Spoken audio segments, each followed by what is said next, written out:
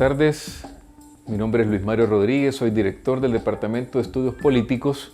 Me encuentro con el doctor Manuel Alcántara, que es miembro del Consejo Asesor Externo de nuestro departamento y que ayer fue uno de los protagonistas junto al resto de miembros del Consejo Asesor para discutir el estado de la institucionalidad democrática en Centroamérica. Y bueno, vamos a tener el honor de conversar unos minutos con el doctor, principalmente para intercambiar opiniones sobre su impresión de los resultados y conclusiones del cónclave que tuvimos ayer entre los que consideramos varios de los mejores politólogos de Latinoamérica y Europa. Doctor, sus impresiones sobre el evento de ayer. Bueno, mi impresión es muy positiva, porque contamos en primer lugar con un estudio en profundidad del doctor Cruz de Nicaragua sobre el estado de la institucionalidad en la región, y eso permitió tener un debate muy largo, muy intenso y muy franco entre los miembros del Comité Asesor Externo, pero también entre una serie de invitados de gran prestigio y de gran valía, ¿no? Yo creo que este tipo de actividades es fundamental para abrir el debate, para abrir la discusión pública sobre temas que son de gran relevancia y que, por desgracia, en el mundo de la política no se abordan, porque el mundo de la política está comido por el día a día, y en el mundo de la academia son demasiado teóricos, ¿no? Y terminan siendo una cosa de un pequeño grupo, ¿no? de un pequeño grupo de expertos. Entonces ayer yo creo que supimos encontrar el término medio, de teniendo un debate de rigor y un debate de altura, plantear cuestiones que son necesarias en una sociedad abierta para la buena conducción de la cosa pública. Ayer debatimos, doctor, sobre las democracias en cada uno de los países de la región.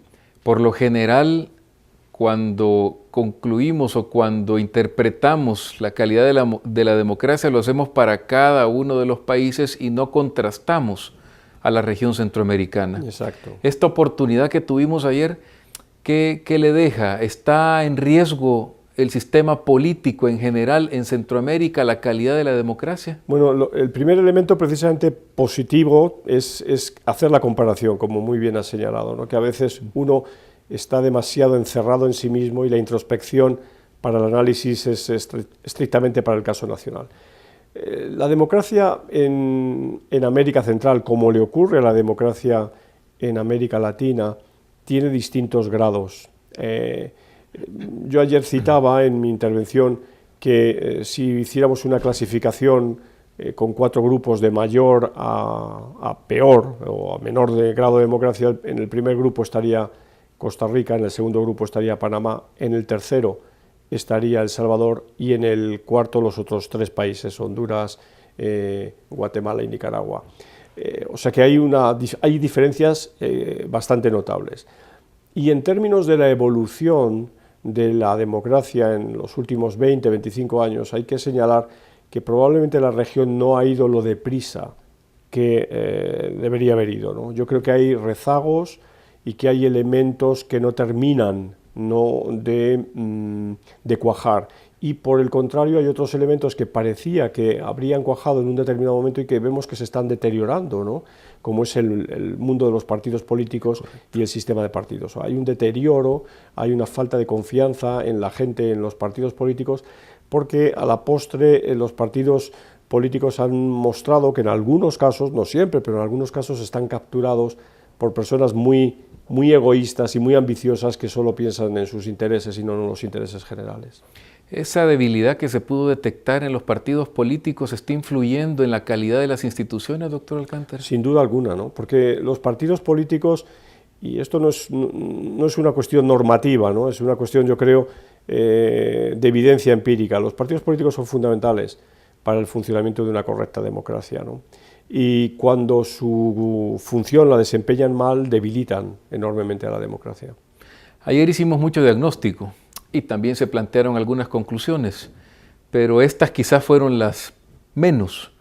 ¿Qué podríamos concluir? ¿Qué plan de acción? ¿Qué propuestas para solventar el tema que estamos viendo de debilidad institucional en la región, doctor Alcántara? Bueno, yo creo que hubo una vía argumental muy sólida, que es que las instituciones públicas que de alguna manera están en el entorno de lo que llamamos genéricamente este término que es el Estado, ¿no? Necesitan ser reforzadas. Y para ser reforzadas se requieren reformas, pero también se requiere financiación. Uno de los ponentes, Daniel Zobato, ¿no?, señaló muy preclaramente cómo, si no avanzamos en una reforma fiscal que pueda generar unos fondos suficientes, adecuados, para la financiación de la política, estamos perdidos, ¿no? Él ponía un ejemplo, creo que muy bueno, que si uno quiere tener un automóvil que funcione aceptablemente, debe invertir en ese automóvil, o sea, debe mantenerlo, ¿no? Porque si no, los automóviles que no se mantienen terminan definitivamente parados en el garaje. Entonces esto ocurre con la política, ya no digo solo con la democracia, digo con la política, ¿no? La política requiere de cuadros profesionales, de una administración civil de carrera contratada por vía del mérito y no de la influencia o no del amiguismo. Requiere de un Parlamento que funcione, y eso supone que haya un cuerpo de asesores en el Parlamento. Requiere de una judicatura independiente, y eso supone también tener jueces independientes bien preparados, bien seleccionados y también, lógicamente, pagados aceptablemente, y eso de alguna manera genera unos costos, ¿no? Esos costos la sociedad tiene que invertir en ellos, y la manera que sabemos cómo debe invertir la sociedad es a través de los impuestos. Una reforma fiscal es importante. Esa debilidad que identificaron de los partidos políticos como intermediarios entre las aspiraciones ciudadanas y el poder político, ¿podría dar paso a líderes caudillistas en la región, doctor? Claro, sin duda, ¿no? Sin duda. Hay una ley, ¿no?, y es que es una ley que viene de la física y de la termodinámica, y es que no hay vacío nunca, ¿no?, y no hay vacío de poder. Sí. Si en el poder se produce un vacío, alguien lo va a llenar.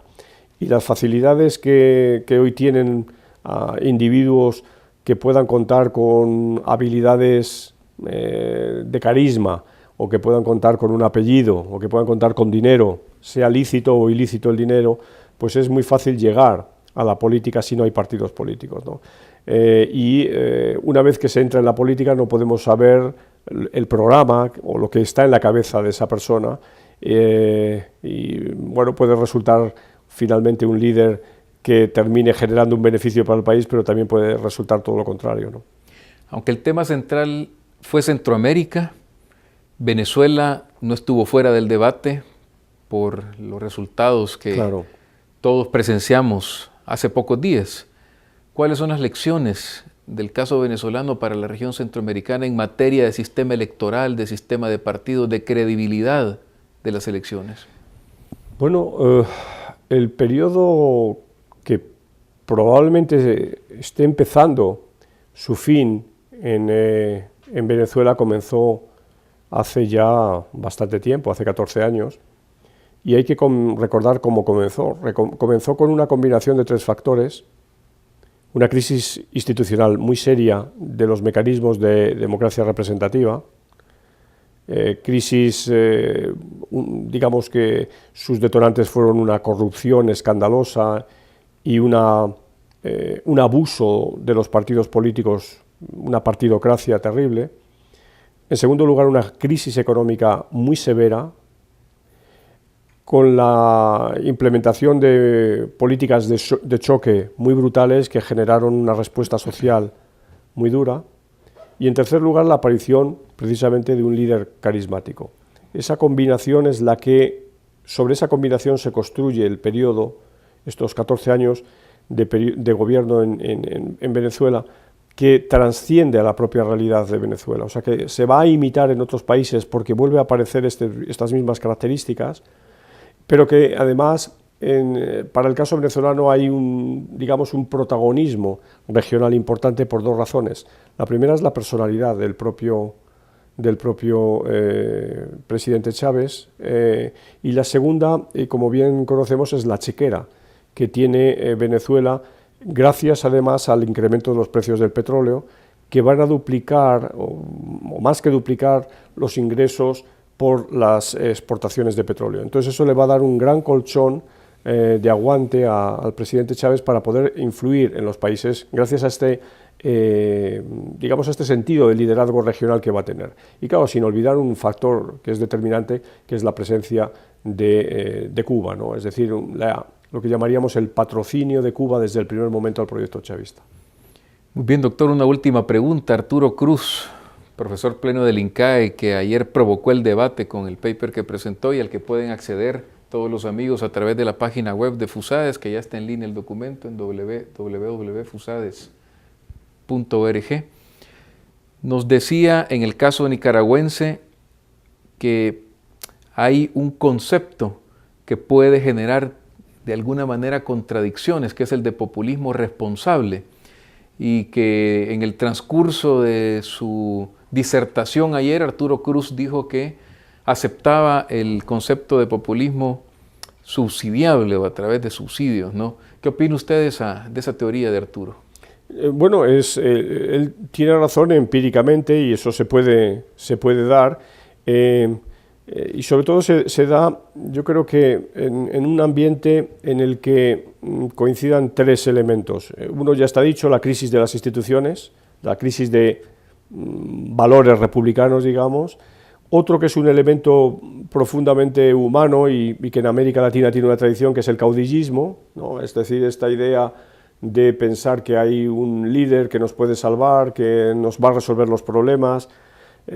Digamos que es un tema complejo porque es un tema de psicología social y que además se ve amparado por el presidencialismo, ¿no? O sea, el presidencialismo como forma de gobierno incita a la existencia de caudillos porque el presidencialismo por definición lo que está buscando es un líder, ¿no? Una persona, un presidente. Entonces en situaciones de baja institucionalización esa combinación permite este tipo de escenarios como el que hablaba el profesor Cruz. Muy bien, muchísimas gracias, doctor Alcántara. Su presencia y de la del resto de miembros del Consejo Asesor Externo, de Daniel Sobato, de Abraham Lowenthal, de Timothy Power, del profesor Whitehead y principalmente también la de Arturo Cruz, que hizo que tuviéramos pues un debate muy interesante. Creemos que le ha dado a nuestra institución el papel que siempre hemos querido cumplir, que es el de generador de debate de ideas y por supuesto en el tema político de elevar la calidad del debate y de la discusión. Muchísimas gracias por su presencia. No hay de qué. Buenas tardes. Buenas tardes.